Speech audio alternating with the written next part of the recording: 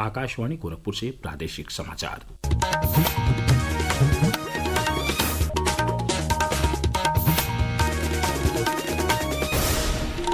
नमस्कार, समाचार बुलेटिन के साथ मैं वेद प्रकाश पाठक। पहले मुख्य समाचार। प्रधानमंत्री नरेंद्र मोदी ने लोकसभा में कहा, पूरे विश्व ने महाकुंभ के रूप में भारत के विराट स्वरूप के किए दर्शन। मुख्यमंत्री योगी आदित्यनाथ ने की प्रदेश में राजस्व संग्रह की समीक्षा। कहा, व्यापारियों से संवाद बनाकर राजस्व संग्रह के लक्ष्यों को प्राप्त करने के लिए हों प्रयास। मतदाता पहचान पत्र को आधार कार्ड से जोड़ने के संबंध में तकनीकी परामर्श शुरू करेगा भारत निर्वाचन आयोग। और आज से शुरू हो रहा है यूपी बोर्ड की कॉपियों का मूल्यांकन। सीसीटीवी कैमरों की निगरानी में 2 अप्रैल तक जांची जाएंगी कॉपियां। अब समाचार विस्तार से। प्रधानमंत्री नरेंद्र मोदी ने कल लोकसभा में कहा कि पूरे विश्व ने महाकुंभ के रूप में भारत के विराट स्वरूप के दर्शन किए हैं। श्री मोदी ने प्रयागराज महाकुंभ को एकता का अमृत बताया। महाकुंभ से अनेक अमृत निकले हैं। एकता का अमृत इसका बहुत पवित्र प्रसाद है। महाकुंभ ऐसा आयोजन रहा जिसमें देश के हर क्षेत्र से, हर एक कोने से आए लोग एक हो गए। लोग अहम त्याग कर वयम के भाव से, मैं नहीं हम की भावना से प्रयागराज में जुटे। अलग अलग राज्यों से लोग आकर पवित्र त्रिवेणी का हिस्सा बने। जब अलग अलग क्षेत्रों से आए करोड़ों करोड़ों लोग राष्ट्रीयता के भाव को मजबूती देते हैं तो देश की एकता बढ़ती है। प्रधानमंत्री ने कहा कि महाकुंभ ने उभरते भारत की भावना को प्रतिबिंबित किया है और पूरे विश्व ने देश की शक्ति को देखा है। जब पूरा विश्व चुनौतीपूर्ण समय से गुजर रहा है तो इस एकता का भव्य प्रदर्शन देश की सबसे बड़ी ताकत है। श्री मोदी ने बताया कि पिछले दिनों उनकी मॉरिशस यात्रा के दौरान महाकुंभ का जल गंगा तालाब में समर्पित किया गया था। मैं मॉरिशस में था। मैं त्रिवेणी से, प्रयागराज से महाकुंभ के समय का पावन जल लेकर गया था। जब उस पवित्र जल को मॉरिशस के गंगा तालाब में अर्पित किया गया तो वहाँ जो श्रद्धा का, आस्था का, उत्सव का माहौल था वो देखते ही बनता था। ये दिखाता है कि आज हमारी परंपरा, हमारी संस्कृति, हमारे संस्कारों को आत्मसात करने की, उन्हें सेलिब्रेट करने की भावना कितनी प्रबल हो रही है।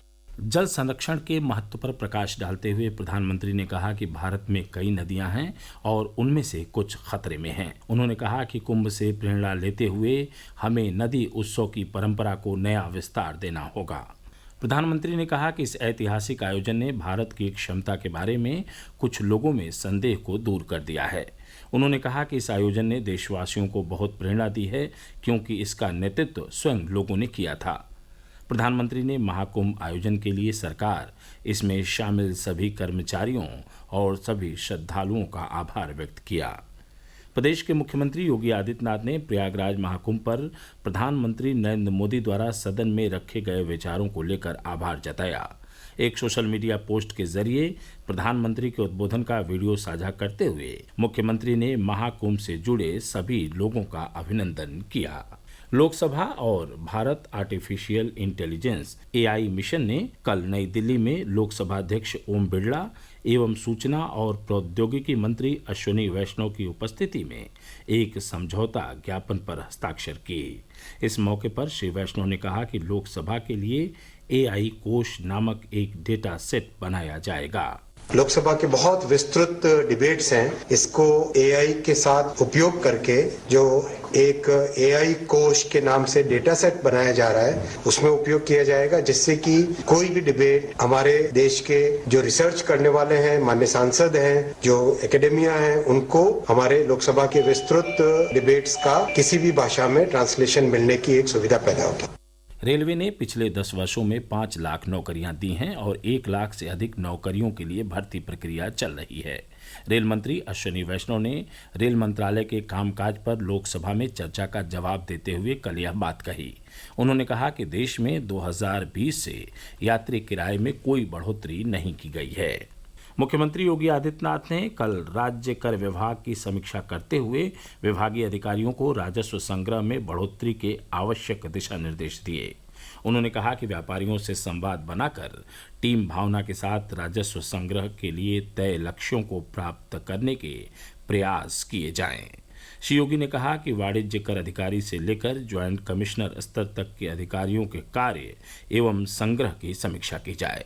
राजस्व संग्रह की खंडवार आ रही अनियमितता को दूर किया जाए।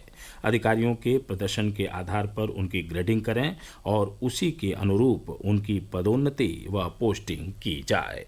प्रादेशिक समाचार आप आकाशवाणी गोरखपुर से सुन रहे हैं। यह समाचार बुलेटिन हमारे YouTube channel AIR news Gorakhpur और एक्स हैंडल AIR न्यूज़_GKP पर भी उपलब्ध है। निर्वाचन आयोग मतदाता पहचान पत्र को आधार कार्ड से जोड़ने के संबंध में तकनीकी परामर्श शुरू करेगा। यह निर्णय मुख्य निर्वाचन आयुक्त ज्ञानेश कुमार ने गृह मंत्रालय, विधायी विभाग के सचिवों और UIDAI के मुख्य कार्यकारी अधिकारी के साथ कल नई दिल्ली में आयोजित बैठक के दौरान लिया। आयोग ने बताया कि तकनीकी परामर्श भारतीय विशिष्ट पहचान प्राधिकरण और चुनाव आयोग के विशेषज्ञों के बीच होगा। राज्यपाल आनंदीबेन पटेल ने कल कुशीनगर जिले का दौरा किया। इस दौरान उन्होंने आंगनबाड़ी किट, भोपट्टा, एक जिला एक उत्पाद ODOP योजना का टूल किट, स्वयं सहायता समूह की महिलाओं को प्रशस्ति पत्र, सफाई कर्मियों को स्वच्छता किट एवं पात्र लाभार्थियों को टैबलेट और आयुष्मान कार्ड वितरित किया। उन्होंने अधिकारियों के साथ बैठक कर विभिन्न योजनाओं की समीक्षा की और कलेक्ट्रेट परिसर में लगी प्रदर्शनी का अवलोकन भी किया। केंद्र और प्रदेश सरकार की विभिन्न योजनाओं की राज्यपाल ने सराहना की। उन्होंने कहा कि बुजुर्गों का इलाज प्रधानमंत्री नरेंद्र मोदी की प्राथमिकता में शामिल है। परिवारजनों को भी हमारे प्रधानमंत्री श्री ने एक योजना इस साल नई शुरू की है। उनको भी ढूंढ कर उनको भी 5 लाख रुपए का आयुष्मान कार्ड देना चाहिए। कोई बाकी नहीं रहना चाहिए। कोई पैसे के अभाव में परेशान न हो कि आप देखते रहिए और इसको एक कार्ड देते रहिए। प्रदेश के कृषि मंत्री सूर्य प्रताप शाही की अध्यक्षता में कल लखनऊ में कृषि विभाग की बैठक हुई। बैठक में जायद सीजन की 9 फसलों को फसल बीमा और किसान क्रेडिट कार्ड KCC के दायरे में लाने का निर्णय लिया गया। कृषि मंत्री ने कहा कि मूंगफली, मक्का, मूंग, उड़द, पपीता, लीची, तरबूज, खरबूज समेत आंवला को भी बीमा के दायरे में लाने से किसानों की फसलों को खराब मौसम व अन्य संभावित नुकसान से बचाया जा सकता है। इस अवसर पर उन्होंने विभागीय अधिकारियों को ढैंचा बीज तथा जिप्सम सप्लाई की समुचित व्यवस्था पहले से करने के निर्देश भी दिए। प्रदेश सरकार ने कल राज्य के 62 औद्योगिक प्रशिक्षण संस्थान ITI के तकनीकी उन्नयन के लिए टाटा टेक्नोलॉजी लिमिटेड के साथ अनुबंध किया। लखनऊ के ITI परिसर में आयोजित फेज 2 के अनुबंध कार्यक्रम में प्रदेश सरकार के व्यावसायिक शिक्षा, कौशल विकास और उद्यमशीलता राज्य मंत्री स्वतंत्र प्रभार कपिल देव अग्रवाल मौजूद रहे। इस अवसर पर उन्होंने कहा कि इस अनुबंध से प्रदेश के युवा लाभान्वित होंगे। युवा स्किल्ड होंगे, उनके हाथ में हुनर होगा, वो टेक्निकली अवेयर होंगे और जिस प्रकार से 35 लाख करोड़ के MOU उत्तर प्रदेश के अंदर हुए हैं, उनके अंदर भी ये हमारे युवा हैं। तो इंडस्ट्री की मांग के अनुरूप हम युवाओं को प्रशिक्षित करने का काम कर रहे हैं। तो निश्चित रूप से लगभग 1 करोड़ युवाओं को हम रोजगार दे सकेंगे। यूपी बोर्ड की हाई स्कूल और इंटरमीडिएट की कॉपियों का मूल्यांकन आज से शुरू हो रहा है। मूल्यांकन संबंधी सभी केंद्रों पर वॉइस रिकॉर्डर वाले CCTV कैमरे लगाए गए हैं। मूल्यांकन केंद्रों पर परीक्षक सहित अन्य लोगों के मोबाइल ले जाने पर प्रतिबंध है। कॉपियों का मूल्यांकन 2 अप्रैल तक चलेगा। वहीं प्रदेश भर में बेसिक शिक्षा परिषद की तरफ से परीक्षाएं 24 से 28 मार्च तक आयोजित होंगी। फिरोजाबाद जिले के दिहुली गांव में करीब 44 वर्षों पहले हुए 22 लोगों के नरसंहार के मामले में न्यायालय ने 3 दोषियों को फांसी की सजा सुनाई है। अपर सत्र न्यायाधीश इंदिरा सिंह के न्यायालय ने आरोपियों को फांसी की सजा सुनाने के साथ ही 1-1 लाख रुपए का जुर्माना भी लगाया है। इस नरसंहार में 20 लोगों को आरोपी बनाया गया था, जिसमें से 13 की मौत हो चुकी है, जबकि 4 अभी भी फरार हैं। वाराणसी में होली के बाद पड़ने वाले पहले मंगलवार पर कल परंपरागत बुढ़वा मंगल का उत्सव मनाया गया। काशी के कई घाटों पर इस परंपरा का निर्वहन होता रहा है। इसी के साथ वाराणसी में रंग भरी एकादशी से शुरू हुआ होली पर्व भी कल समाप्त हो गया। और अंत में इस बुलेटिन के मुख्य समाचार एक बार फिर। प्रधानमंत्री नरेंद्र मोदी ने लोकसभा में कहा, पूरे विश्व ने महाकुंभ के रूप में भारत के विराट स्वरूप के किए दर्शन।